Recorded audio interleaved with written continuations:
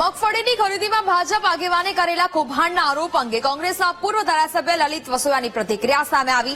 લલિત વસોયાએ આક્ષેપ કર્યો કે ભાજપના નેતાઓને ભ્રષ્ટાચાર આચરવા માટે સરકારે પીળો પરવાનો આપ્યો છે। ટેકાના ભાવે મગફળી ખરીદી કેન્દ્ર પર ભાજપના નેતાઓ અને કાર્યકરોને સંચાલનની જવાબદારી સોંપાઈ છે।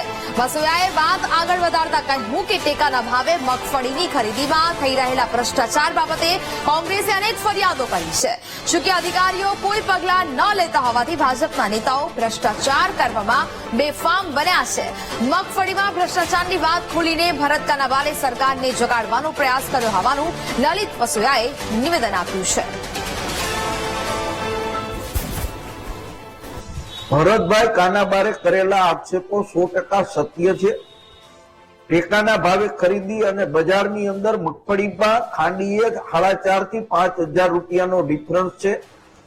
વેપારીઓએ ખરીદી કેન્દ્ર ચલાવતા લોકોએ પણ ખેડૂતોના નામે બજારમાંથી હલકી ગુણવત્તાની મગફળી ખરીદી અને આ સરકારને પધરાવી છે।